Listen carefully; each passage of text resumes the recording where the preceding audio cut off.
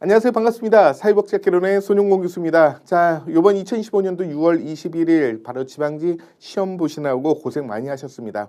날씨가 좀 짓궂어서 조금 더 이제 수험장까지 가시는데 좀 불편하지 않으셨을까 그런 생각이 들긴 했었는데요. 저도 우리 주무관님들하고 이제 동일한 마음으로 마음 졸이면서 기다렸고, 그다음에 저도 이제 사회복지학개론에 대한 기출 문제를 보고 풀어봤거든요. 풀어봤는데 2024년도 지방직 시험의 유형과 거의 대동소이하게 출제가 되었고요. 그래서 난이도는 하 정도 수준으로 평균 점수는 한 85점에서 90점 정도가 예상이 되는 그런 내용들이었었습니다. 그래서 이 사회복지학개론에 대한 전반적인 그 구성을 보니까요. 바로 이제 사회복지 정책과 제도 부분에서 9문제가 출제가 되었고요. 그 중에서도 그래서 가장 많이 출제가 된 내용들이 바로 사회복지 정책론이라는 거잖아요. 그래서 사회복지 정책론이 7문제가 출제가 되었고요. 그리고 이제 사회복지 법제론 쪽에서 1문제, 그리고 이제 사회복지 행정론 쪽에서 1문제, 이렇게 출제가 되어서 총 9문제가 출제가 되었고, 그리고 사회복지 실천 영역에서는요 7문제가 출제가 되었습니다. 자, 요번에 이제 특이한 것은 인간행동과 사회환경이 출제가 되지 않았다는 거고요. 그 다음에 두 번째는 원래는 사회복지 조사론이나 지역사회복지론이 한 문제 한 문제 정도 출제가 되는 그런 영역들이잖아요. 그런데 이번에는 특이하게 지역사회복지론에서도 2문제가 나왔었고요. 그리고 사회복지조사론에서도 2문제가 나와서 좀 이 부분에서 비중이 좀 높았다라는 그런 특징들을 갖게 됩니다. 자, 그리고 마지막 세 번째 영역이 사회 서비스라는 부분이잖아요. 사회 서비스에서는 2025년도에 국가직에서는 아동복지하고 노인복지가 출제가 되어서 그런지 몰라도 이번 지방직에서는 바로 장애인복지하고 청소년복지가 출제가 되었죠. 자, 여기서 이제 특이한 부분이, 자, 장애인복지, 제가 그 과거 10년 전에 출제가 되었던 부분이 새롭게 이제 등장을 했다. 언제? 국가직에서. 그래서 바로 이제 WHO에서 제시하고 있는 국제 장애 분류가 새롭게 이제 다시 이제 리메이크가 되다 보니까 이런 영역에서 다시 또 출제가 되지 않을까라는 예상을 했던 거잖아요. 그래서 핵심 마무리 특강에서도 바로 그 내용들을 설명하면서 이런 부분이 국가직에서 출제가 되었으니 혹시나 나온다면 바로 이제 장애 분류와 관련된 부분이 나오지 않겠느냐, 제가 예상을 했죠. 그래서 그 부분이 나왔었고요. 거기서 바로 이제 신체적 장애하고 정신적 장애인데 그 중에서도 정신적 장애 쪽이 좀 더 가깝지 않겠느냐라고 했는데 이번에는 신체적 장애 중에 외부 장애를 묻는 그런 문제가 출제가 되었었습니다. 그래서 바로 핵심 마무리 특강에서도 그 표를 바로 보셨다면 문제를 푸시는데 어렵지 않았을 것 같고요. 자, 그 다음 번째, 제가 사회 서비스 같은 부분에서는요, 뭐 청소년은 청소년 복지 지원법이죠. 여기서 청소년 복지 지원법에서도요 특이한 부분이 있었습니다. 뭐가 특이하냐면 2023년도 국가직에서 이 청소년 복지 지원법에 대한 문구와 그 선지들이 똑같이 출제가 되었다는 거죠. 2023년도 국가직과 이번 2025년도 지방직에 대한 내용이 똑같이 출제가 되었어요. 물론 선지 하나만 이제 슬쩍 바꿨던 거죠. 근데 선지에 있는 내용들 다 똑같았고요. 그리고 바로 이제 청소년 쉼터하고 청소년 수련관이라는 부분, 이 부분만 슬쩍 바꿨던 부분들이고 모든 내용들이 다 똑같이 출제가 돼서 이런 경우는 거의 없거든요. 그래서 이렇게 이제 같이 출제가 되었다는 거고, 그리고 사회 서비스에는 아주 중요한 거 뭐예요? 숫자에 민감하시라고 말씀드렸었죠. 그죠? 그래서 바로 이제 통합 이론서 뿐만 아니라 기본서뿐만 아니라 바로 핵심 요약이나 그리고 또 마무리 특강에서도 얘기 드렸던 거 뭐였었습니까? 바로 연령. 아동과 청소년에 대한 연령표 있었죠? 그거 알고 계셨다면 이 문제에 쉽게 접근할 수가 있었을 것 같고요. 또 마찬가지로 물론 바로 이제 기념일은 아니지만 기념일 안에 들어가 있었던 관련 법과 그다음에 기념일 날짜는 들어가지 않습니다. 그래서 그 기념일과 그다음에 관련 법들을 묻는 그런 문제가 바로 이번에 또 출제가 되었었어요. 요일까지 이제 날짜까지 물어봤으면 더 좋았을 텐데 그렇지 않고 법과 그다음에 기념일을 묻는 그런 내용들이 나왔었죠. 자, 이렇게 본다면 우리 기본서와 그다음에 핵심 요약 이 부분에서 다 출제가 되었던 부분들이에요. 그 영역 안에 다 있었다는 거죠. 그래서 꼼꼼하게 성실하게 공부하셨던 분들은 충분히 고득점을 올리는 데 도움이 되셨을 거라고 생각이 듭니다. 자, 그렇다면 본격적으로 기출 해설을 들어가 보도록 하겠습니다. 자, 1번 문제입니다. 1번은요. 바로 사회복지 실천 모델에 대한 설명이죠. 그 설명으로 옳은 것은 무엇이냐라는 부분인데요. 자, 생태체계 이론. 자, 생태체계라는 건 뭡니까? 바로 일반 체계와 생태학이 합쳐져 있는 부분들이잖아요. 그래서 하나의 유기체를 통해서 바로 상호작용과 관련된 부분을 이야기했던 부분들이고, 이 생태체계 모델하면 이제 대표적인 것이 바로 블루펜 브루너에 대한 부분이 되겠죠. 자, 그런데 클라이언트에 대한 비합리적인 신념을 수정하는 것. 자, 이 비합리적인 신념을 수정하는 게 뭐였었습니까? 인지행동 모델 아니겠습니까? 그래서 앨리스가 제시했던, 그래서 제가 이제 핵심 마무리할 때도 말씀드렸던 거, 저희 집 앞에 바로 이제 길 건너에는 버스 정류장이 있는데 횡단보도가 없었고 이렇게 돌아가야 되는데, 이렇게 돌아가려면 시간이 많이 걸리고, 그러니까 제 편의상 바로 무단횡단을 했었던 부분들 말씀을 드린 적이 있었죠. 이때 제가 왜 이 무단횡단을 반복적으로 했느냐, 그것은 뭐냐면 내가 잘못됐다라는 것에 대해서 인지를 못하고 있기 때문에 잘못된 행동을 하고 있다는 거죠. 그래서 잘못된 행동을 수정하려면 내가 갖고 있는 사고체계를 바꿔야만, 재구조화를 시켜야만 옳은 행동으로 바뀔 수 있다는 거. 그래서 우리가 공부할 때도 틀린 문제 위주로 반복 학습을 하려는 것도 바로 그런 이유였던 거잖아요. 바로 인지행동 모델이 되겠습니다. 자, 그 다음에 두 번째. 자, 인지행동 모델은 기적 질문을 통해서 바로 이제 클라이언트가 원하는 바를 파악한다 그러는데, 자, 기적 질문과 관련된 부분은 뭡니까? 바로 디세이저하고 김인수 선생님이 제시했던 바로, 그렇죠, 바로 문제 해결 중심 모델이라고 하는 거잖아요. 자, 해결 중심 모델은 기적 질문뿐만 아니라 척도 질문도 있고, 보람 질문도 있고, 극복 질문도 있고요, 기적 질문도 있고요, 그리고 이제 치료 전 변화 질문, 이런 부분들의 내용들을 통해서 그 문제를 확인하고 파악하는 부분들이었었죠. 자, 그 다음에 세 번째, 심리사회 모델. 자, 심리사회 모델은 뭡니까? 바로 환경 속의 인간이라는 부분들이잖아요. 그래서 개인과 환경은 서로 영향을 주고 받는다는 부분들인데, 바로 사회복지사가 신속하게 개입하고 그 초점에 대해서 초점적 문제 해결을 해야 된다. 이건 뭡니까? 위기개입 모델이죠. 위기개입 모델. 자, 그래서 요번에 새롭게 또 약 거의 한 8, 9년 만에 새롭게 이제 등장했던 부분이 바로 과제 중심 모델이 되겠습니다. 과제 중심 모델은요, 8년, 9년 전에는요, 과제 중심 모델, 특히 바로 지방직에서는 과제 중심 모델, 그리고 국가직에서는 위기개입 모델, 이렇게 이제 딱 양분화가 되어 있었던 부분들인데, 약 7, 8년 전부터는 이제 아예 출제가 안 되었다가 새롭게 다시 이제 과제 중심 모델이 선택지로 나왔던 부분들이죠. 자, 과제 중심 모델은요, 모든 모델들이나 이론들은 연구나 실험을 통해서 만들어지는데, 이 과제 중심 모델은요, 그런 경험들을 모여서 하나의 모델로 만든 부분들이죠. 그러다 보니까 다양한 이론들을 접목시킬 수가 있다는 거예요. 왜냐하면 클라이언트가 갖고 있는 욕구나 문제에 따라서 한 가지의 이론, 한 가지의 모델이 아니라 다양한 이론들을 접목을 시킬 수 있다는 거고요. 그리고 시간 제한을 두고 있고요. 그리고 단기 지원을 해야 된다는 거죠. 그리고 나서 과제 중심 모델이라는 이유는 뭡니까? 그 과제를 부여해서 그 사람이 낮아져 있는 자존감을 조금씩 올려주기 위해서 과제를 부여시켜주는 거고, 그 과제도 그 사람이 갖고 있는 바로 자존감에 대한 그 상승을 고려해서 구조화시켜서 과제를 부여를 시켜준다는 거죠. 그래서 계속적으로 이제 레벨업을 시키면서 정상적인 궤도까지 올라갈 수 있도록 과제를 부여해서 그것에 대한 성취감을 맛보고, 그 성취감을 통해서 이 사람이 점점 바로 셀프 이스팀이 올라갈 수 있도록 만들어준 게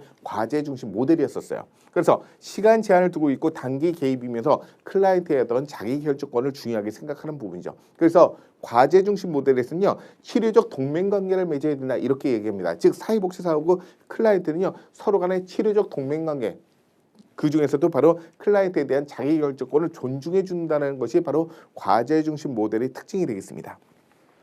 자, 그래서 바로 1번의 정답은 4번이 되는 거죠.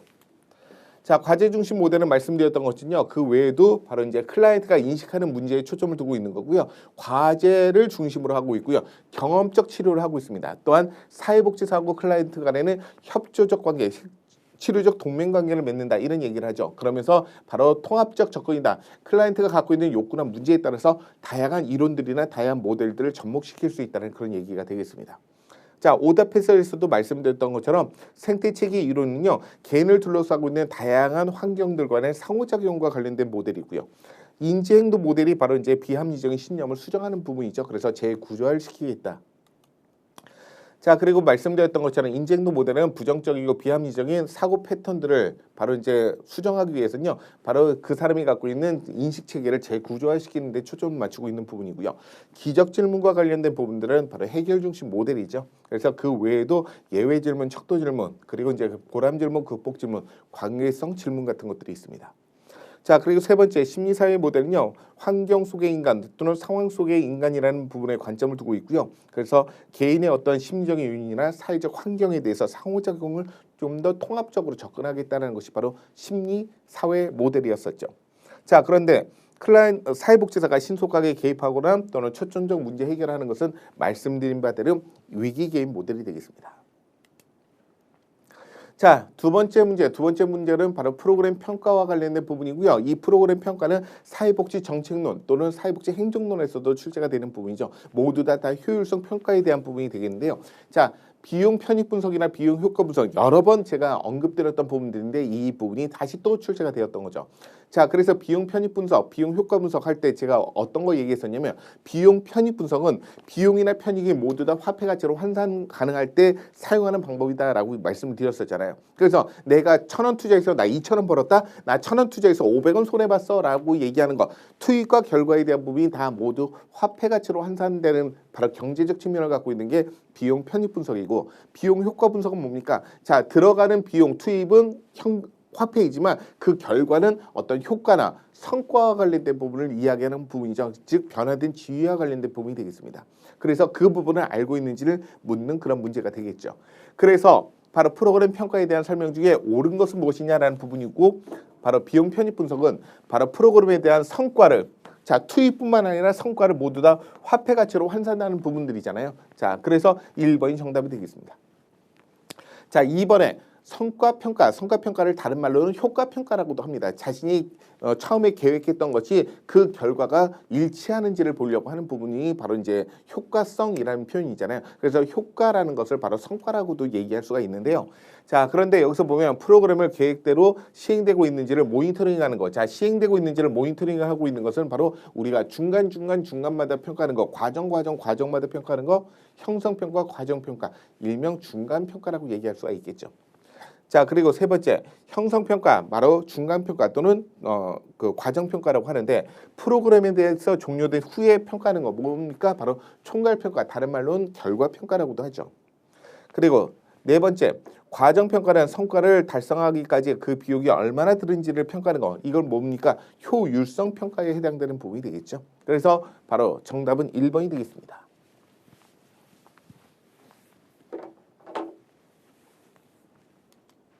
자, 그 다음에 오답 해설을 보게 되면요, 말씀드렸던 것처럼 바로 성과평가라는 것은 그 개인이 설정하고 있는 목표를 얼만큼 달성했는지, 도달했는지를 보려고 하는 거죠. 그래서 일명 성과평가를 바로 효과성 평가라고도 얘기합니다. 그리고 과정평가 또는 형성평가 또는 중간평가라고 얘기하는 건데, 모니터링을 하는 것을 얘기하는 거고요. 자, 말씀드렸던 것처럼 바로 세 번째 보시면 형성평가와 과정평가는 프로그램 운영 중에 실시하는 부분이 바로 형성 또는 과정평가라고 합니다. 반면에 총괄평가는요, 모든 프로그램이 종료된 이후에 평가하는 것이 바로 총괄평가가 되겠고요. 그리고 과정평가는요, 이렇게 프로그램 운영 중에 실시하기 때문에, 그렇죠? 그래서 프로그램에 대한 형성에 도움을 주는 부분이며, 그리고 반면에 효율성 평가는요, 바로 성과를 달성하기 위해서 비용이 얼마나 드는지를 평가하는 것이 바로 효율성 평가이기 때문에 이런 차이를 좀 두고 있습니다.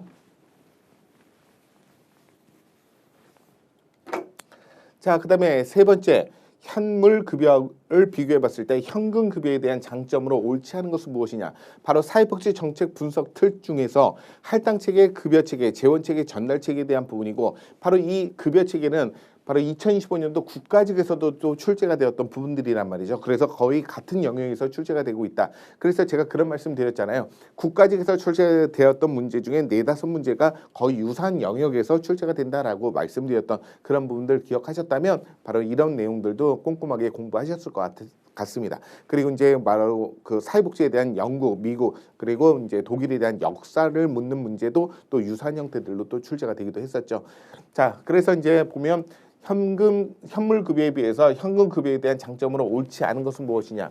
자, 현금급여는요, 자, 교환 가치를 갖고 있단 말이죠. 교환이 가능한 부분이 되겠죠.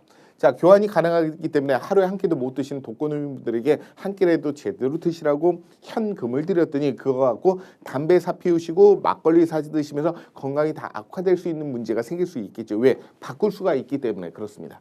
자, 그렇기 때문에 바로 수급자에 대한 급여에 대한 오남용을 방지할 수 예방하는 것이 아니라 오히려 오남용을 초래할 수 있다라고 봐야 되겠죠. 뭐 때문에? 현금 급여가 갖고 있는 장점이 아닌 것을 찾는 부분들이니까 수급자에 대한 급여에 대한 오남용이 초래될 수 있는 것이 현금 급여에 대한 단점이라고 할 수가 있겠습니다. 자, 그래서 옳게 고친다면 이렇게 보면 되겠죠. 자, 수급자에 대한 급여에 대한 오남용을 예방하는 것은요, 사용 가치를 갖고 있는 현물 급여가 되겠고요. 자, 다시 다른 표현으로 하게 된다면 현금 급여는 수급자에 대한 급여 오남용을 예방할 수 없다라고 얘기하는 것이 옳겠죠. 자, 그래서 바로 3번의 정답은 3번이 정답이 되겠습니다. 자, 그 다음에 4번 문제. 4번 문제도 거의 비슷한 문제가 출제가 되었었죠, 과거에. 그래서 사회복지하고 사회사업을 비교하는 문제가 과거에 출제가 되었단 말이죠. 그래서 똑같이 거의 문구 그대로 그냥 출제가 되었던 부분이 되겠습니다. 자, 그 중에서도 바로 사회복지하고 사회사업에 대한 설명인데요. 요번에도 옳지 않은 것을 찾는 문제가 되겠죠. 자, 요번에 문제의 좀 특징들은 뭐냐면 옳지 않은 것이 가장 쉽게 정답을 골라낼 수가 있고요. 그것보다 좀 한 단계 어려운 부분이 바로 옳은 것을 골라내는 것이 좀 어렵고요. 그것보다 더 한 단계 높은 것이 바로 이제 선택형 문제가 아니라 보기 형태 문제, 기억, 니은, 디귿에서 옳은 것을 모두 고르쇼. 요게 가장 어렵거든요. 근데 요번에는 바로 옳지 않은 것도 있지만 옳은 것을 골라내는 그런 문제들도 있었기 때문에 관련된 내용들 보시면 될 것 같아요.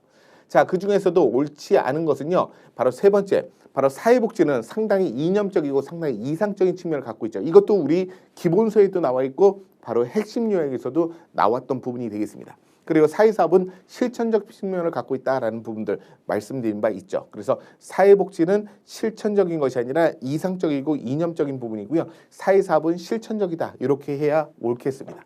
그래서 4번의 정답은 3번이 되겠습니다. 자, 그 다음에 5번째 5번 로마인신. 자, 뜨문뜨문 출제가 되고 있어요. 보통 한 2년 또는 3년마다 한 번씩 바로 지방직에서 출제가 되고 있는 게 바로 로마인신인데요. 로마인신은 사회복지가 어떻게 변화되고 있는지 그 변천 과정들과 관련된 부분을 설명했던 사람이 로마인신이 되겠죠. 자, 그래서 바로 로마인신이 제시하고 있는 산업화 이후에 사회복지에 대한 변화에 대한 방향이죠. 자, 작은 것에서 큰 것.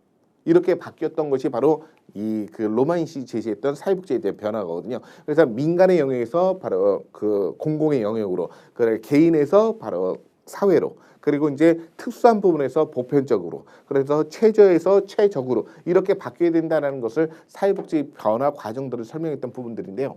자, 보편에서 특수성이 아니라 특수성에서 보편이고요. 민간에서 공공이 되어야 되고요. 그리고 적정 수준에서 최고 수준으로 바뀌어야 되겠죠. 옳은 것은 뭐냐면 바로 개인에 대한 변화에서 사회에 대한 변화. 왜? 뭐 때문에? 바로 빈곤에 대한 책임이 과거에는 개인의 나태함과 무지함과 게으름으로 봤던 부분들이었었잖아요. 그러면서 이제 사회로 이제 바뀌고 있었죠. 그래서 이제 1930년대, 40년대 이렇게 그 세계 대공황과 그다음에 제2차 세계대전으로 가장 피해를 입었던 영국 같은 경우에는 40년대 바로 이제 복지국가를 등장을 시키게 되었던 거잖아요. 그래서 이걸 그냥 가만히 내버려 두고 국가는 뒷짐지고 있거나 팔짱 끼고 있으면 이런 빈곤에 대한 악순환이나 불평등이 더 심해지고 있기 때문에 이런 불평등이나 불합리화나 그리고 불공정에 대한 부분을 좀 더 완화시키기 위해서는 국가가 시장에 개입할 수밖에 없는 그런 논리가 생겼던 거죠. 그것이 바로 이제 케인즈주의가 제시했던 유효수요 이론에 대한 부분을 근거로 해갖고 바로 국가가 시장에 개입하는 어떤 당위성을 만들게 되었고요. 그로부터 바로 이제 빈곤이 조금씩 예전에 비해서는 좀 더 완화되었던 부분들인데 영원할 줄 알았던 복지국가가 1970년대 1차, 2차 오일 쇼크 이후에 복지국가가 이제 붕괴를 하게 되는 거죠. 그래서 새로운 형태의 어떤 패러다임이 등장해서 신자유주의, 신보수주의자들이 1980년대 득세를 하고 그러고 나서는 이제 자유시장 경제 체제로 다시 이제 회귀를 하게 되는 거죠. 그래서 국가는 작은 정부를 지향하고 국가가 담당했던 모든 것을 다 시장에다가 다시 돌려주자라고 하는 민영화를 하게 되었던 이런 부분들이 이어지게 되었죠. 자, 그래서 개인에 대한 변화에서 사회 개혁으로 바뀌었다라는 부분들, 요게 옳은 표현일 것 같습니다. 그래서 5번의 정답은 4번이죠. 자, 그 다음에 6번입니다. 6번도 비슷한 문제가 출제가 되었어요. 아주 비슷한 문제가 출제가 되었죠. 과거에. 자, 서구 사회복지에 대한 역사에 대한 설명인데요. 이번에도 옳지 않은 것은 무엇이냐라는 그런 문제가 출제가 되었었습니다. 자, 1번에 베버리지. 자, 베버리지는 1942년도에 바로 독일군에 의해서 전쟁에 가장 많은 피해를 입었던 영국 국민들을 위해서 바로 이제 새롭게 등장시켰던 부분이 바로 베버리지 보고서가 되겠죠. 국가가 제공하고 있는 사회 보장에 대한 목표를 국민의 최저선을 달성시켜야 된다라고 이야기했던 부분이 바로 베버리지가 되겠습니다. 그리고 세 번째 보시면 비스마르크, 독일의 비스마르크는요, 바로 사회주의가 점점점 확산이 되었잖아요. 이때가 언제입니까? 1800년대 아니겠습니까? 이때 1800년대에 바로 우리가 알고 있는 칼 마르크스도 바로 독일에서 이 자본주의에 대한 횡포, 그리고 이제 자본주의에 대한 이 그 불공정 이런 부분을 바로 혁명을 통해서 전복을 시켜서 바로 이제 노동자 세상을 만들자라는 것이 바로 이 칼 마르크스가 제시했던 그런 사회적 분위기가 있었단 말이죠. 이때 이제 노동자들이 데모하고 시위하고 하다 보니까 얘네들이 다 사회주의로 가려고 하는 거 아니야? 그럼 내가 갖고 있는 권력과 그다음에 어떤 자본이라는 것이 다시 이게 내가 소유를 못하는 거 아니야? 이런 걱정을 했던 거죠. 그래서 이제 노동자 대표들을 만나서 이야기하면서 설득을 시키려고 만났는데 막상 만나고 보니까 이 사회주의에 대한 확산은 있었지만 시장 안에서 사회주의가 확산되고 있었지만 노동자들의 어떤 그 데모나 시위 같은 것들은 이 사회주의에 대한 그 맥락에서 이어진 것이 아니라 자신들이 갖고 있는 조합들을 바로 민간의 영역에서 하다 보니까는 너무 어렵다라는 거죠. 그래서 국가도 도와주고 기업도 도와주고 그리고 이것을 법제화시켜달라는 그런 요구였었던 거죠. 그래서 바로 이제 비스마르크는요 이런 그 확산도 막고 그다음에 이제 노동자들을 바로 이제 정치 질서 안에 이제 포섭시키기 위해서 회유책으로 바로 사회보험을 도입시켜주게 되었던 것이죠. 자, 그다음에 네 번째, 자 자선조직협회. 자선조직협회는 자격이 있는 빈민하고 자격이 없는 빈민을 엄격하게 구분해서 자격이 있는 그런 빈민들에게만 바로 복지 서비스를 제공해 주어야 된다 이런 얘기가 되겠습니다. 자, 그런데 2번 보시면요, 자, 요 부분이죠, 요 부분. 이거 머리가 내가 갖고 있는 사고 체계가 경직되어 있으면 이것도 그냥 쉽게 넘어가서 뭐지 정답이 뭐지 하면서 딴 거를 찍어버리는 경우가 분명히 생길 수가 있다는 거죠. 저도 문제를 딱 봤을 때 이거 우리 수험생들이 좀 어렵게 느껴질 수가 있겠구나라는 생각이 드는데 이게 과거에 어떤 부분이었었냐면, 자, 인보관에 대해서 인보관 운동은 박애 정신을 실천하고 있는 저소득 노동자들이 빈민들에 대한 생활 개선과 교육을 위해서 주도했다. 이런 부분이 한번 출제가 된 적이 있었죠. 저소득 노동자들이 아니라 뭡니까? 바로 엘리트 청년들, 대학생들이 주축이 되어서 주도하면서 바로 이렇게 빈민에 대한 생활 개선과 그다음에 교육을 실시했던 거잖아요. 자, 그러니 이거는 빈민 계층이 주도한 것이 아니라 뭐가? 대학생들이 주도를 했던 거잖아요. 대학생들이. 자, 마네트 목사 부부들의 어떤 그 요청과 그리고 대학생들이 함께 그 뜻을 모아서 빈민 지역에 들어가서 그들과 함께 상주하면서 자원봉사를 시작했고 그러면서 교육을 시켜주면서 이게 활성화되었던 부분들이잖아요. 자, 빈민 계층, 예전에 저소득 노동자 이런 부분하고 거의 뭐 일맥상통한다고 보시면 될 것 같아요. 그래서 옳지 않은 것은 바로 2번이고요. 빈민계층이 주도한 것이 아니라 대학생들이 주도했다. 이렇게 보셔야 되겠죠. 자, 그래서 인보관 운동에 대한 박애 정신을 실천했던 것은 바로 엘리트 청년 계층들이죠. 그래서 대학생들이 주축이 되었다라고 보시면 될 것 같습니다. 자, 그다음에 7번입니다. 7번에 사회복지 정책 과정을 순서대로 바르게 나열한 것은 무엇이냐라는 부분이고요. 우리 기본서 바로 이제 정책의 과정 맨 앞부분에 나와 있는 그 표하고 거의 비슷한 부분이 되겠죠. 자, 이 부분이 이제 출제가 되었었습니다. 자, 사회복지 정책의 과정들이 어떤 프로세스를 갖게 되느냐라는 부분이죠. 먼저 문제가 형성되겠죠.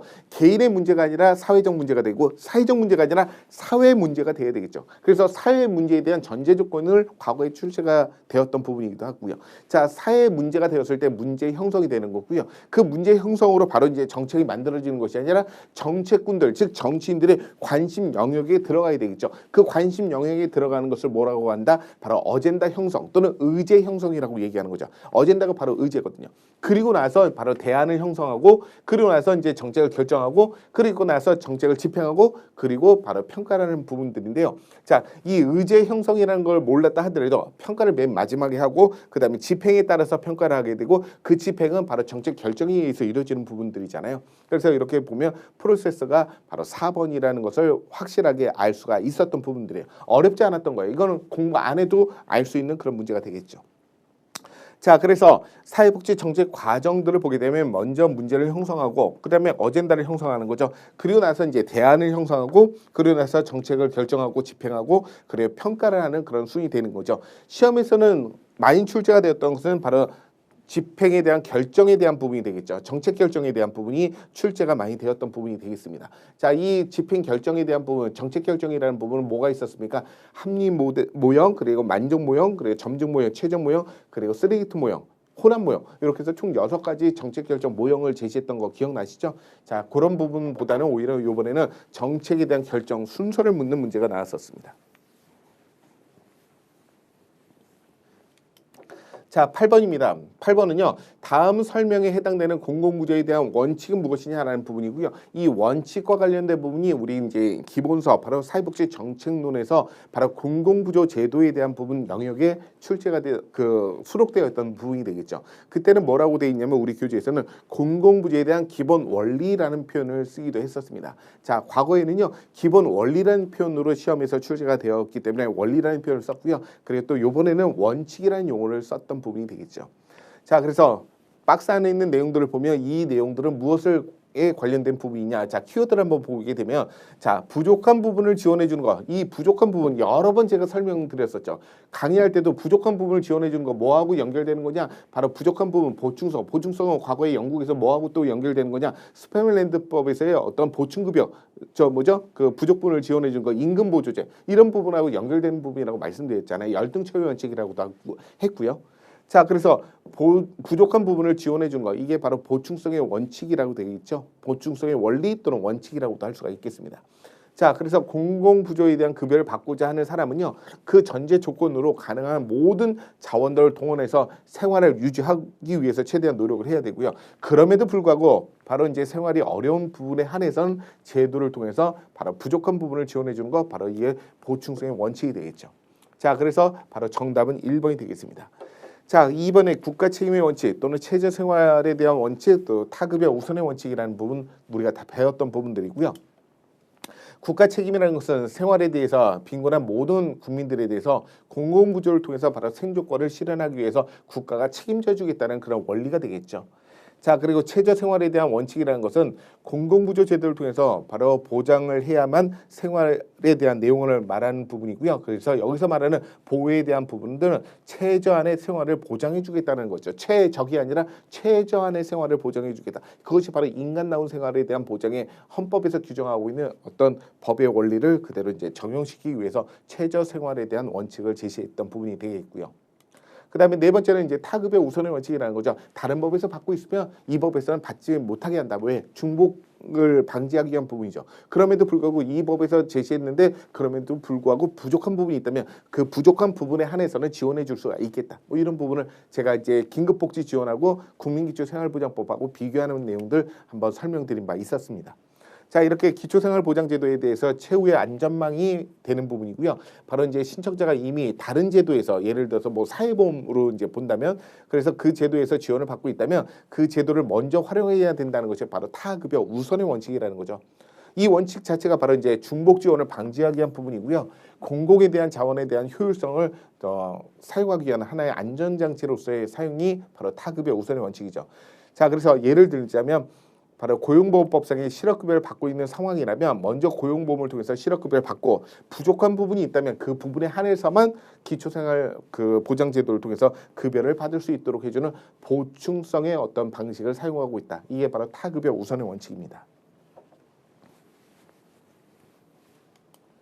자, 그 다음에 9번째 제가 숫자에 민감하셔라 라고 말씀드렸던 부분 중에 또 대표적인 거 우리 교재 바로 기본서 핵심 요약 그리고 핵심 마무리 특강까지도 다 나왔던 내용이 되겠죠. 자, 아동 및 청소년과 관련된 법률상 대상자에 대한 연령 기준이 바르게 짝지어지지 않은 것은 무엇이냐. 이것도요. 과거 10년 전에 출제가 되었던 그런 유형입니다. 10년 전에도 이런 형식의 문제가 출제가 되었었어요. 자, 소년법. 자, 소년법의 소년은 19세 미만이고요. 그리고 아동복지법에서의 아동은 18세 미만이죠. 자, 그리고 청소년 기본법. 자, 청소년 기본법 어떻게 외웠었습니까? 자, 청소년 기본법에다가 10년을 얹으면 청년 기본법이 된다고 말씀드린 바 있었죠. 그래서 청소년 기본법은 9세부터 24세, 여기다가 10년을 더 얹으면 19세부터 34세까지가 바로 청년 기본법이 되는 거죠.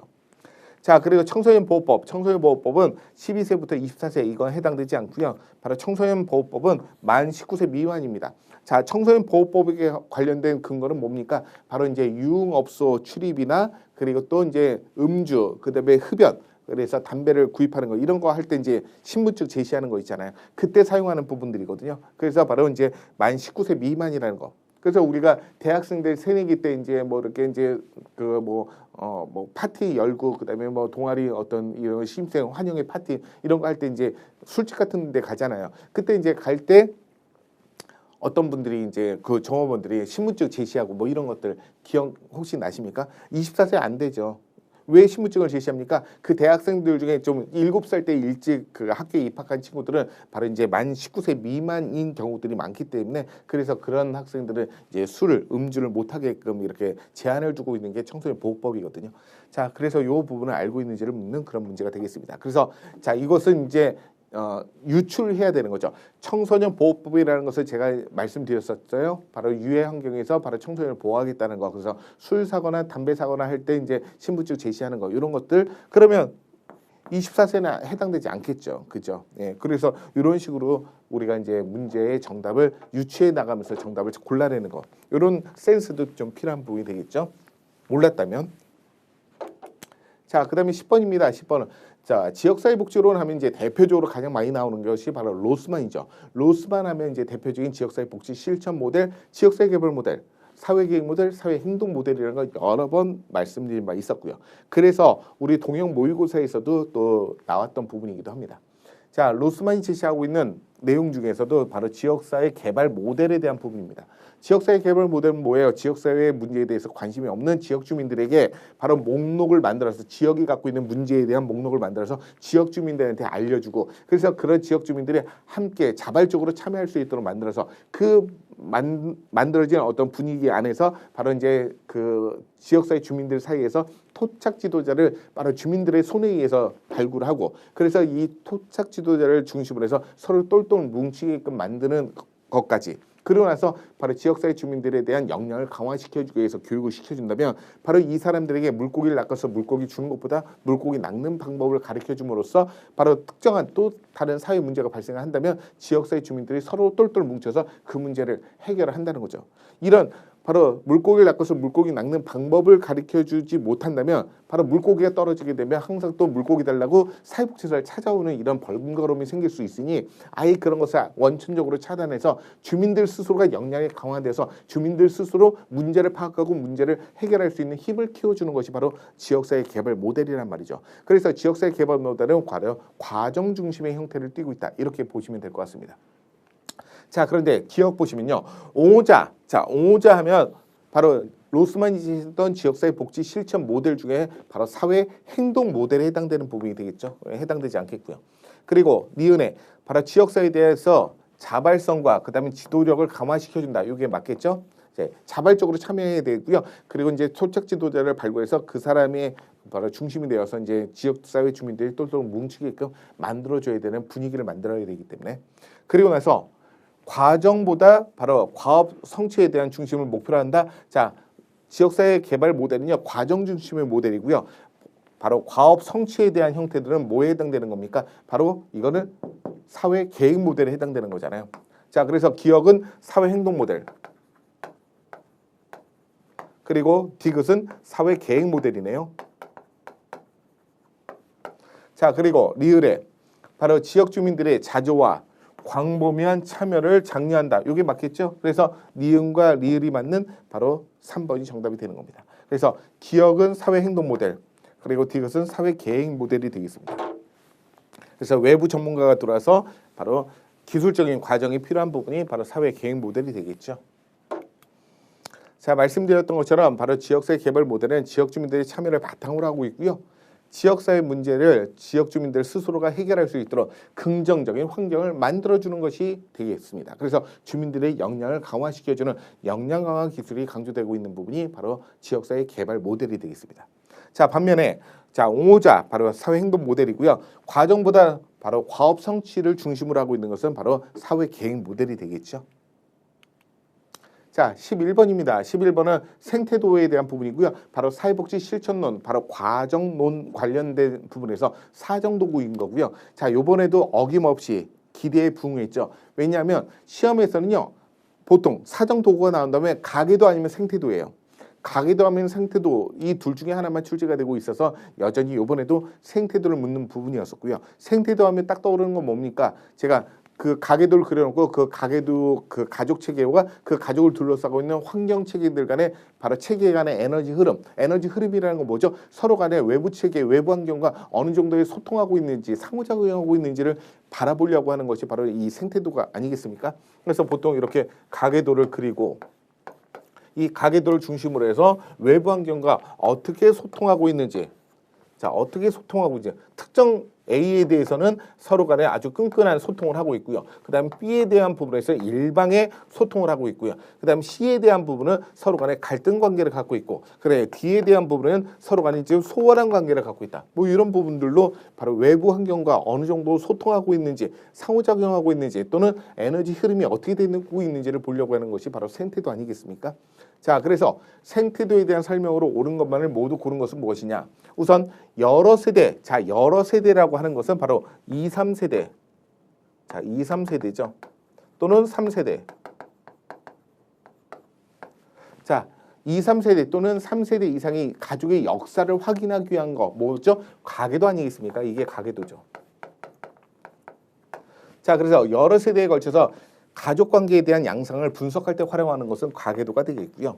자, 그리고 니은의 클라이언트에 대한 가족 그리고 환경 체계 간의 관계를 그림으로 그리는 거. 자, 가족과 환경 체계 간의 흐름을 보려고 하는 거. 이게 바로 생태도가 되겠고요. 그 다음에 디귿에 가족과 외부 환경 간의 어떤 자원 교환에 대해서 파악을 하고 계획을 세우는 거. 이것도 바로 생태도가 되겠죠.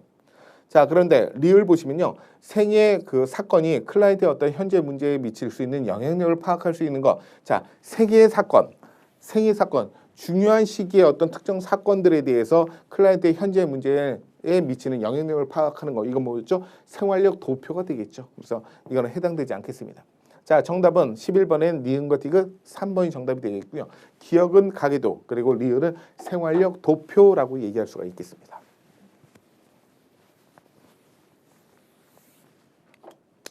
자, 그래서 생태도는요. 바로 가족에 대해서 사회적 맥락에 초점을 두고 있는 거고요.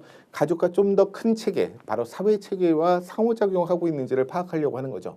그래서 클라이언트의 어떤 양육 환경이나 그리고 이제 유지 환경이라는 것은 인위적으로 자연적인 것뿐만 아니라 인위적으로 인공적으로 만들어진 그런 환경들 이런 것들과의 어떤 종류, 관계에 대한 질 그리고 이제 체계 간의 에너지 흐름을 보여주는 것이 바로 이 생태도가 되겠죠. 그래서 니은과 디귿이 정답이 될 수가 있겠습니다. 자, 그리고 오답 해설에서 보게 되면요. 말씀드렸던 것처럼 여러 세대에 걸쳐서 가족관계에 대한 양상을 분석하고 활용하는 것은 바로 가계도가 되겠고요. 그래서 생애 사건들에 대해서 클라이언트의 어떤 현재 문제를 그 문제에 대해서 미치는 영향력을 파악하는 거 이게 바로 이제 생활력 도표가 되겠습니다. 생활력 도표 뭐 이런 예를 들면 이런 부분이죠. 자, 연령과 주요 사건 그리고 감정에 대한 반응, 의미와 영향 그리고 관련된 사람이라는 부분으로 이렇게 생활 도표를 만들고요. 그래서 이제 특정 시기 7살 때 주요 사건으로 부모님이 이혼하셨죠. 그러면 그때 부모님이 이혼했을 때 이 7살 아이는요. 바로 슬픔과 혼란을 경험하게 되는 거고요. 그리고 나서 그때의 의미는 안정감이 상실되는 거잖아요. 부모님이 이혼했으니까. 그리고 대인기 피증이 발생할 수가 있겠다. 그리고 나서 관련된 사람들은 바로 어머니와 학교 친구들 이런 부분이 되겠고요.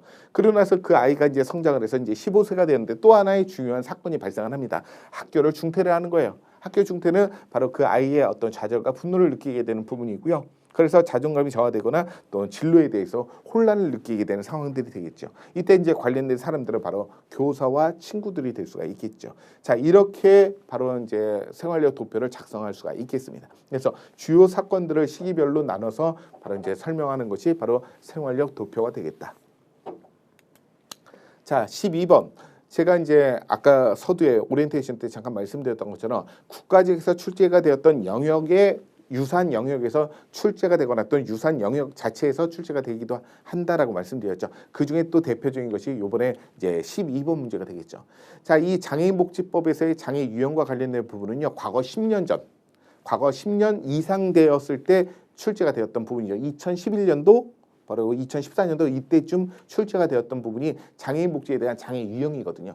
근데 이제 10년이 넘은 이 시점에서 출제가 되었던 부분들은 아마도 2020년도 국가직에서 바로 이제 국제 장애 분류에 대한 부분이 출제가 되다 보니까 바로 이제 지방직에서는 요 영역에서 출제가 될 가능성이 있다라고 제가 핵심 마무리 특강 때 말씀드린 바 있었어요. 기억나시죠? 자, 그래서 장애인복지 법령에서의 신체적 장애, 자, 신체적 장애 중에 바로 외부 신체 기능 장애에 해당되는 것을 모두 고르시오라는 부분이죠. 자, 우리 대한민국은요, 장애인복지법상의 장애 유형이 15가지가 되어 있고요. 그중에 이제 장애인이라고 하는 것은 정의가 신체적 또는 정신적 장애로 오랫동안 일상생활, 사회생활에 상당한 제약을 받는 자가 바로 장애인복지법상의 장애인이거든요. 그래서 신체적 장애가 12가지가 있고요. 정신적 장애가 3가지가 있겠죠. 그래서 총 15가지가 됩니다. 또한 신체적 장애는요, 바로 외부 장애하고 내부 장애로 6가지씩으로 나눠져 있는데, 바로 이제 외부 장애는 겉으로 보여질 때 장애가 보여지는 것이 외부 장애. 겉으로 봤을 때 전혀 장애의 티가 안 나는 분들이 내부 장애가 되는 거거든요. 그래서 겉으로 티가 나는 거 바로 지체 장애하고 뇌병변 장애, 바로 1번이 정답이 되겠고요. 뇌전증 장애하고 호흡기 장애는요, 바로 이 안에 신체 내부에 들어가 있기 때문에 요거는 바로 신체 내부 장애에 해당되는 부분이 되겠습니다. 그래서 정답은 1번이 되겠다. 그래서 뇌전증이나 그다음에 호흡기 장애 같은 경우는 모두 다 신체적 장애 중에 내부 기능 장애에 해당되는 부분이 되겠습니다. 그래서 제가 핵심 마무리 특강에서도 이 표 제가 말씀드린 바 있죠. 기억나시죠? 그래서 장애 유형은 15가지가 되고 신체적 장애, 정신적 장애, 그중에 요번에 출제가 됐던 것이 외부 기능 장애에 대한 부분이 출제가 되었던 거잖아요. 그중에서도 지체 장애하고 뇌병변 장애를 묻는 그런 문제가 출제가 되었던 부분이 되겠습니다. 제가 이제 핵심 마무리 특강 때는 바로 이제 신체적 장애에 대한 부분보다는 오히려 정신적 장애 쪽에서 3가지 쪽에서 이제 유념하시라고 말씀드려서 정신적 장애 이 3가지를 집어넣고 그 중에 하나 새로운 것들 뭐 뇌전증 장애를 여기다 하나를 좀 추가시켜서 정신적 장애에 해당되지 않는 것은 무엇이냐 이렇게 나올 가능성이 있을 것 같았는데요. 오히려 이것보다는 신체적 장애 중에 외부 장애를 묻는 그런 문제가 출제가 되었던 부분입니다.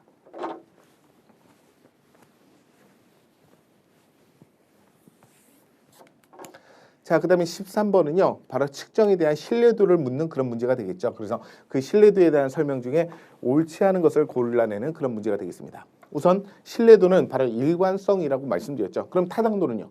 정확성이라고 얘기했고요. 그러면 내적 타당도는요? 인과관계. 외적 타당도는요? 일반화. 그렇죠? 이렇게 이제 머릿속에 기억하시면 되는데요. 자, 신뢰도는 측정값에 대한 일관성을 의미하는 부분이다. 맞죠? 자, 2번입니다. 2번은요. 측정에 대한 무작위적 오류가 적을수록 신뢰도는 높아진다. 당연하겠죠? 자, 그리고 세 번째. 자, 질문 문항을 분명하게 작성을 해서 모호성을 줄이면, 자, 당연히 모호성을 줄이면 신뢰도는 높아지겠죠. 자, 그런데 옳지 않은 것은 4번인데요. 검사 재검사법은 뭡니까? 바로 신뢰도를 높이기 위한 하나의 방법 중에 하나인데 검사를 하고 나서 또 다시 한번 똑같이 재검사를 해보는 거예요. 그러니까 검사를 2번 하다 보니까 시간도 많이 걸리고 비용도 많이 들겠죠. 그만큼 조금 더 철저하게 좀 더 정확하게 측정할 수 있기 때문에 오히려 이제 일관성을 확보하는 데 있어서 신뢰도를 높이는 데 도움이 될 수 있는 게 검사 재검사법이라고 하는 거예요. 검사하고 시간이 지나서 다시 또 똑같이 검사를 하는 거죠. 그런데 이제 문제는 뭐예요? 내적 타당도를 저해하는 요인지 바로 이제 검사 효과에 대한 문제가 생길 수가 있다는 거예요.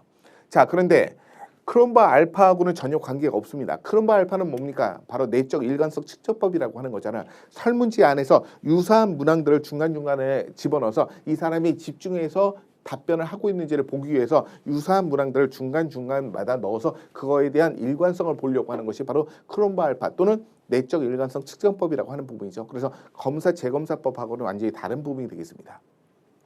자, 그래서 옳지 않은 것은 4번이 정답이 되겠다.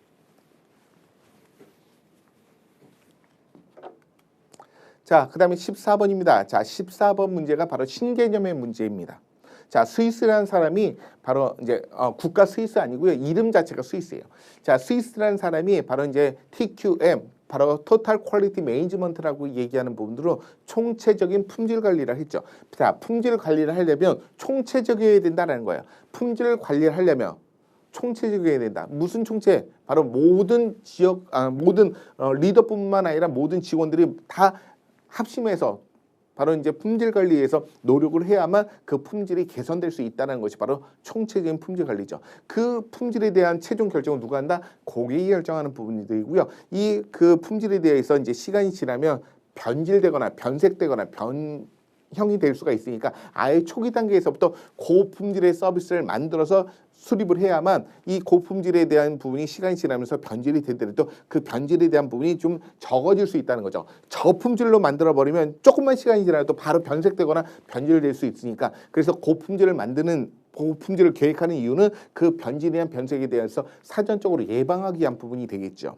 자, 그래서 모든 직원들이 리더가 주도를 해야 되지만 모든 일선 직원들이 함께 헌신과 사명감을 기반으로 해서 함께 도움을 줘야만 바로 이런 고품질을 설계할 수 있고 그 고품질을 통해서 바로 질 높은 서비스, 바로 질적 우월성을 가지면서 그 최종 결정은 고객이 하는 것이 바로 총체적인 품질 관리가 되겠습니다. 이제 나왔네요. 이제. 이 총체적인 품질 관리는요, 제가 2023년도부터 주장했던 부분들이었어요. 그래서 2023년도에 출제가 될 가능성이 있었는데 안 나왔었고요.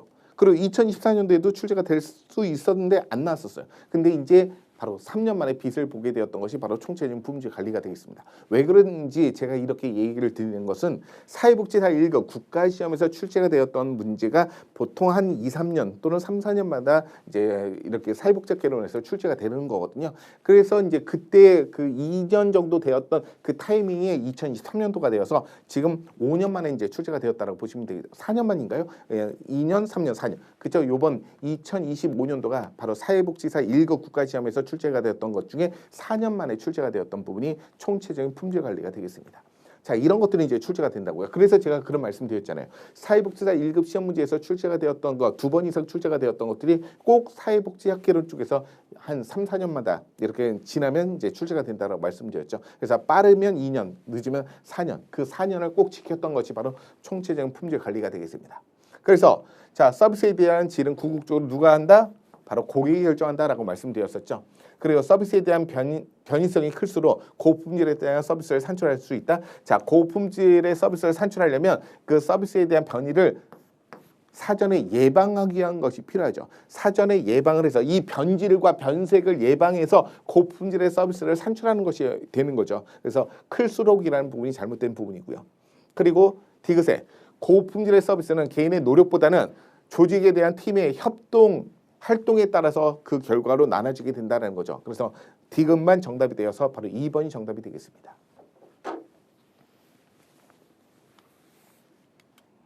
자, 그래서 총체적인 품질 관리의 TQM은요, 조직의 모든 구성원들이 참여를 해야 되고요. 고객 중심의 어떤 품질 향상이나 지속적인 질 개선을 위해서 노력을 하는 통합적인 관리 방식이 되겠습니다. 자, 그런데 자, 오답 해설에서 보게 되면요. 서비스의 질에 궁극적으로는 전문가가 아니라 고객이 되어야 되고요. 그래서 서비스에 대한 변이성을 클수록이 아니라 서비스에 대한 변이성을 사전에 방지하기 위해서 그래서 고품질의 서비스를 산출하게 되는 것입니다. 자, 그 다음에 15번 문제. 자, 이 15번 문제가 바로 과거 2023년도 국가직에서 출제되었던 문제하고 거의 똑같이 출제가 되었던 부분이에요. 자, 국가직에서는요. 청소년 수련관이 여기 있었고요. 그리고 청소년 쉼터가 여기 있었어요. 요 1번과 2번만 서로 바뀌었던 부분이고요. 그리고 바로 청소년 자립지원관, 청소년 치료지원사일 때 똑같이 나왔습니다. 이런 적이 없었어요. 문제하고 선지가 다 똑같이 이렇게 출제가 된 내용은 한 번도 없었는데 아예 그냥 똑같이 출제가 되었죠. 그러면서 제가 이제 좀 생각했던 부분들은 뭐냐면 조금 출제위원이 조금 정성이 좀 부족하지 않았나 이런 생각이 들기도 합니다. 그러니까 뭐 국가직에 있는 문제들 이렇게 좀 조금 변형을 똑같이 하면 좀 모양새가 그러니까 선지만 이렇게 슬쩍 앞뒤만 바꿨던 부분이 되겠죠. 자, 그래서 청소년 복지지원법상의 청소년 복지시설에 해당되지 않는 것은 무엇이냐? 청소년 수련관이 되겠고요. 2023년도 국가직에서도 바로 청소년 복지시설에 해당되지 않는 것 청소년 수련관이었었습니다. 그때도 정답이 청소년 수련관, 지금도 청소년 수련관. 그때는 청소년 수련관이 1번이었기 때문에 1번이 정답이고요. 이번에 지방직은 청소년 수련관이 2번이기 때문에 2번이 정답이 되는 거죠. 자, 청소년 수련관은 청소년 활동 지원 진흥법에 따라서 청소년 활동 시설 중에서도 청소년 수련 시설에 해당되는 부분이 되겠거든요. 자, 이런 부분이 출제가 되기도 했죠. 자, 그리고 16번 문제 확률 표집입니다. 자, 표집에 대한 방법은 두 가지가 있죠. 바로 확률 표집이 있고 비확률 표집이 있죠. 확률 표집은 뭡니까? 무작위로 추출하는 방식이고요. 비확률 표집 방법은 인위적으로 자기적으로 내가 뽑고 싶은 사람들만 뽑는 방식이 되겠죠. 그리고 이 확률 표집 방법은요. 모집단이 얼마가 있고 몇 개를 뽑아야 되는지 그 확률을 알고 있을 때 사용하는 것이 바로 확률 표집 방법이고요. 바로 비확률 표집 방법은 모집단이 몇 명 있는지도 모르고 몇 개를 뽑을지도 그때도 모르는 거죠. 예, 그때그때마다 달라요. 10개를 뽑을 수도 있고 3개를 뽑을 수도 있고 그때그때마다 다른 것이 바로 비확률 표집 방법이 되겠습니다.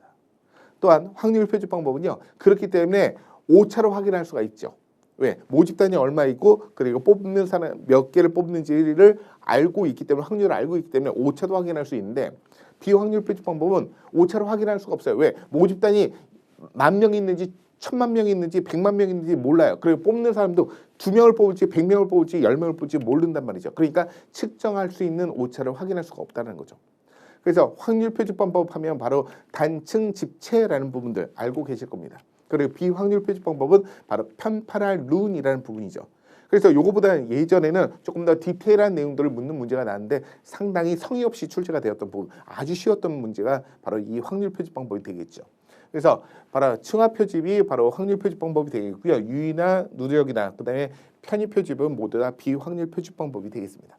너무 쉬웠던 그런 문제가 되겠습니다. 자, 그다음에 17번 문제. 17번 문제도 제가 요거에 바로 핵심 요약집에서 보면 사회복지법제는 첫 번째 내용 안에 신개념이라고 해갖고 새롭게 한번 출제가 될 수 있지 않을까라고 해갖고 집어넣었죠. 이게 나왔잖아요. 요게 나왔잖아요. 그래서 바로 그 헌법 제34조에서 명시하고 있는 내용인데요. 그 내용에 해당되지 않는 것은 무엇이냐? 자, 헌법 제34조에서는 모든 국민은 인간다운 생활할 권리를 갖고 있다. 그리고 국가는 사회보장, 사회복지 증진에 노력할 의무를 지고 있다. 자, 사회보장이라는 용어, 사회복지라는 용어를 헌법에서도 규정하고 있죠. 그리고 국가는 노인과 청소년 복지 향상을 위해서 정책을 실시할 의무를 진다라는 부분들도 헌법 제34조에 있습니다. 자, 그런데 4번은 국가하고 지방자치단체는 모든 국민의 인간다운 생활을 유지, 증진에 책임을 진다라는 부분인데요. 자, 헌법에서는요. 헌법에서 기본적으로 보면 기본적으로 지방자치단체는 별도로 언급하지는 않습니다. 국가라는 표현을 쓰고 있지 지방자치단체라는 용어를 잘 쓰진 않아요. 물론 117조인가요? 118조 이쪽에 가면 이제 지방자치단체라는 용어가 들어가 있지만 사회권적 기본권이나 생존권에 대한 부분에서는 국가가 대부분을 책임을 지고 있지 바로 국가와 지방자치단체라는 표현을 쓰고 있지 않다라는 거죠. 그래서 이 부분에서도 바로 이제 해당되는 내용이 없었고요. 이 문구 자체가 아예 그 헌법 제34조에는 들어가지 않습니다. 그렇기 때문에 바로 정답은 바로 4번이 정답이 되겠다.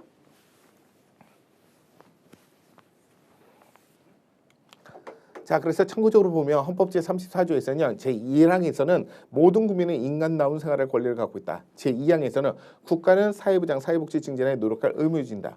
제3항에서는 국가는 여자의 복지와 권익 향상을 위해서 노력해야 된다. 제4항은 국가는 노인과 청소년 복지 향상을 위해서 정책을 실시할 의무를 진다.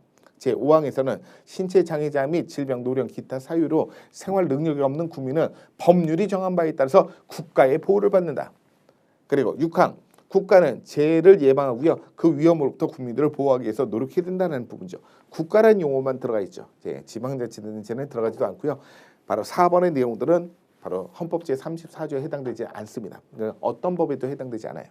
자, 어떤 그 조항에도. 자, 그다음에 이제 지역사회복지론에서 바로 이제 고려시대, 조선시대 나왔었는데 또 다시 조선시대를 묻는 문제가 나왔었습니다. 자, 조선시대에 대해서 운영하고 있는 빈민구제 기관에 해당되지 않는 것은 무엇이냐는 부분인데요. 자, 이 문제가 나왔고 그다음에 우리 주무관님들이 시험이 끝나고 나서 집에 가서 가다반이 올라왔을 때 맞춰봤는데 이상하다 생각해갖고 18번에 대해서 학습 질문이 올라왔습니다. 바로 18번 이거 정답이 잘못된 거 아닙니까? 가다반 잘못된 거 아니에요? 이런 질문이었었어요. 질문의 취지는 뭐냐면 상평창은 고려시대 거 아닙니까? 고려시대 거 아니에요? 맞아요. 그러면 이거 1번이 잘못된 거잖아요. 그것이 아니라 이 사고 체계가 경직되어 있으니까 좀 더 유연하게 사고 체계를 만들어야 되는데 너무 경직되어 있다 보니까 거기에만 이제 매몰돼 버리는 거예요. 정답에는 오류가 없습니다. 왜 그러냐면 자, 상평창은 고려 시대 때부터 시작했지만 지금 문제가 뭘 물어보고 있습니까? 문제를 한번 보세요. 조선 시대에 운영된 빈민 구제 기간에 해당되지 않는 것은 무엇이냐라는 거잖아요. 자, 고려 시대 때도 있었어요. 그렇지만 조선 시대 때도 있었잖아요. 조선 시대 때 뭐 했었습니까? 빈민 구제 활동으로 해서 물가를 조절해주고 그리고 곡식을 빌려줬다가 다시 대갚게 해주는 이런 형태를 썼던 진대 제도를 같이 활용했던 것이 바로 상평창 아니겠어요? 바로 고려 시대 때 있었던 것이 바로 이제 계승이 되면서 조선 시대 때도 운영이 되었던 거잖아요. 고려 시대만 있었던 것이 아니라 조선 시대에도 운영이 되었던 거죠. 그러니까 상평창이 조선 시대에 운영되었던 빈민구제 기관은 맞다라는 거죠. 그런데 제2보 같은 경우에는요. 이거는 고려 시대만 있었어요. 조선 시대는 없었고요. 고려 시대 때만 있었기 때문에 바로 정답은 2번이 되는 겁니다. 자, 제2보는 뭐냐면 바로 고려시대 광종 14년에 설치되었던 부분이고요. 바로 빈민구제의 역할과 그다음에 의료 지원에 대한 부분 이 두 가지 역할을 함께 했던 것이 바로 제2보가 되는 거예요. 그래서 오늘날로 치면 바로 공공 복지재단이나 또는 사회복지기금을 운영하는 이런 형태와 상당히 유사하다라고 보시면 될 것 같아요. 그래서 빈민구제 그다음에 의료지원 이 두 가지를 함께 운영했던 것이 바로 제2보가 되겠습니다. 자, 그래서 18번에는 정답에 오류 없이 그냥 2번이 정답이 되겠다. 그래서 그렇게 답변을 드렸습니다. 그렇게 생각할 수가 있어요. 그건 왜 그러냐면 사고체계가 경직되어 있다 보니까 거기에 매몰돼 버리면 다른 게 눈에 안 보이는 거예요. 자, 조선시대 때 운영되었던 부분들이니까 상평장도 운영이 되었던 거잖아요. 고려시대 때부터 시작해서. 자, 상평장. 고려와 조선시대 때 운영되었던 국가주도의 물가조절기구이면서 빈민구제 기관이 되는 거죠.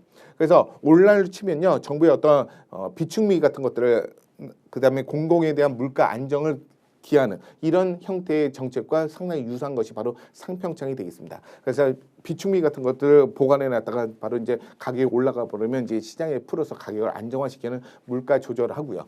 자, 그리고 공공정책에 대한 물가 안정을 기하는 역할을 했던 거죠. 자, 해민서. 고려시대 때는요. 저는 이게 나올 수 있을 거라고 생각을 했는데 해민서가 고려시대 때는 해민국이었거든요. 그런데 조선시대 때는 해민서였었어요. 만약에 여기다가 아까 보셨던 바로 이제 제2보가 아니라 해민국을 슬쩍 집어넣으면 이것도 이제 상당히 헷갈릴 수 있었던 거죠. 조선시대 때도 해민 뭐가 있었던 것 같은데 아 이거 맞겠지 이렇게 이제 오해를 할 수 있으니까. 그래서 고려시대 때는 해민국, 조선시대 때는 해민서가 되겠습니다.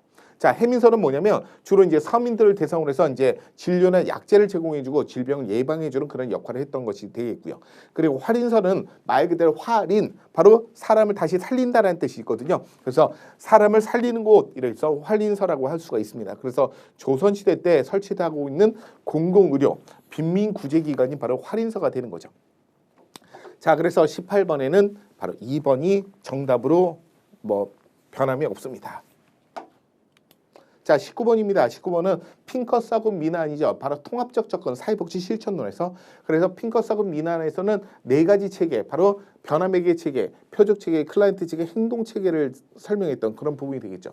자, 그래서 이것도 바로 이제 핵심 마무리 특강에서도 이 핑커서금 미난 그리고 컴퓨터 갤러웨이에 대한 부분을 또 설명을 드린 바가 있었어요. 그래서 내용들을 꼼꼼하게 공부하셨다면 이 문제도 어렵지 않게 정답을 골라낼 수 있었을 거라고 생각이 듭니다. 자, 그래서 그 설명에 대한 내용인데요. 자, 구성 요소에 대한 설명으로 옳지 않은 것은 무엇이냐? 자, 1번에 사회복지사가 소속되어 있는 기관은 바로 변화 매개체계에 해당된다. 그렇죠? 변화 매개체계는 사회복지사뿐만 아니라 사회복지사를 고용하고 있는 그 조직도 바로 변화 매개체계라고 했으니까요. 자, 3번을 잠깐 내려가 보시면 자, 목표 달성을 위해서 변화시킬 필요가 있는 사람. 자, 변화시킬 필요가 있는 사람이 바로 표적체계가 되겠죠. 예. 목표 달성을 위해서 변화시킬 필요가 있는 사람이 바로 표적체계가 되겠고요.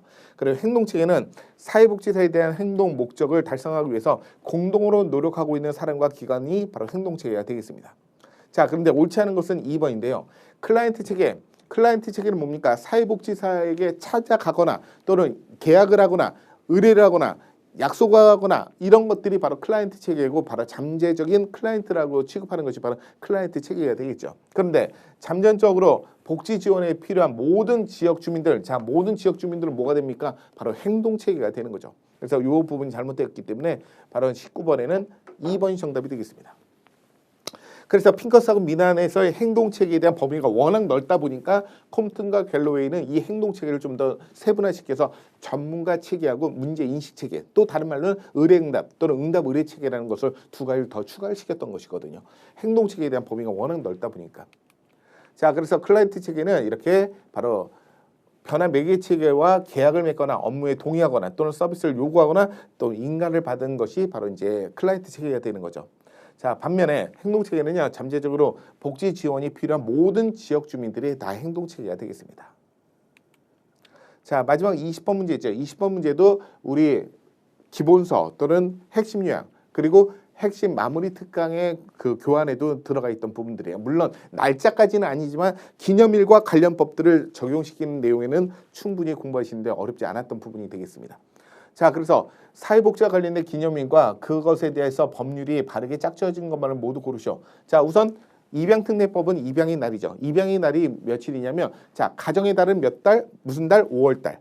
그러면 5월 11일인데요. 11일의 의미는 뭐냐면, 자, 고아, 그러니까 입양을 하는 아동들은 부모가 없는 혼자인 거잖아요. 그 입양이 되는 아동과 그리고 또 다른 가정이 함께 만난다라고 해서 5월 11일이 되는 거예요.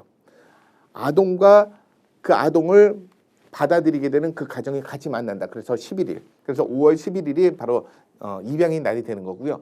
그래서 가정의 날. 자, 가정의 날에 건강가정기본법이죠. 제가 건강가정기본법이 이제 출시가 될 것이라고 지금 예상을 하면서 작년부터 지금 2024년도부터 바로 건강가정기본법에 대한 내용을 또 이제 핵심 요약으로 이제 다루고 있습니다. 그런데 건강가정기본법에 대한 전반적인 내용은 출제가 되지 않고 요번에 이제 건강가정기본법이 한번 나왔죠. 그게 바로 이제 가정의 날과 연동시키는 부분인데요. 가정, 자 5월은 가정의 달이죠. 그리고 가정의 달 15일이라는 표현은 뭐냐면 한 달 전체를 우리는 15일이라는 의미를 갖고 있거든요. 그래서 5월 15일이 가정의 날입니다. 5월은 가정의 달 그리고 15일은 전체. 그 15일이라는 의미가 뭐하고 또 연결되는 거냐면 자 노인학대 예방의 날. 노인학대 예방의 날. 자 1년에 반 6월 한 달에 반 15일. 한 달에 반 15일 1년 365일 늘 노인학대 예방을 위해서 관심 가져주자라는 거죠. 1년 365일. 그래서 그 15일이라는 의미가 그 한 달을 다 의미하는 거거든요. 그래서 5월 15일이 가정의 날이 되겠습니다. 자, 청소년의 날. 청소년의 날은 바로 청소년 기본법에 규정하고 있거든요. 그래서 청소년 기본법을 제가 여러 번 찾아봐도 이렇게 이제 날짜가 나오지 않아서 제가 이제 AI로 이제 GPT를 통해서 이제 확인해 보니까 바로 이제 5월 마지막 토요일을 바로 이제 그 청소년의 날로 이렇게 정해놓고 있다라고 하더라고요. 그래서 이제 그 청소년 기본법 제2조하고 그다음에 5조 2에 해당되는 내용들을 기반으로 해서 바로 이렇게 5월 마지막 토요일을 청소년의 날로 이렇게 정해놓고 있다라고 이렇게 얘기를 합니다. 그래서 이렇게 정의를 해보도록 하겠습니다. 자, 그래서 바로 이제 정답은 기억 입양의 날은 입양특례법, 가정의 날은 건강가정기본법을 기반으로 하고 있다. 1번이 정답이 되겠습니다. 자, 이렇게 해서 바로 이제 2025년도 6월 20일 날 시행됐던 지방제 사회복지학 개론에 대한 기출 해설 내용을 모두 마칠 텐데요. 지금 이제 무거웠던 지금 1년 동안 고생했던 그 마음을 좀 잠시 내려놓고요. 주사위 던져졌으니까 이제는 조금 더 마음 편하게 조금 쉬면서 좀 새롭게 정신을 다듬고 그다음에 또 요 문제를 풀어보시고 나서 조금 더 요번 기회는 좀 어려울 것 같다라고 한다면 다시 한번 마음 정리를 하기 위해서 좀 다시 또 재충전을 하는 그런 시간을 가지시면 어떨까 생각이 듭니다. 자, 이렇게 해서 기출해서 모든 내용들을 마치도록 하겠습니다. 수고하셨습니다.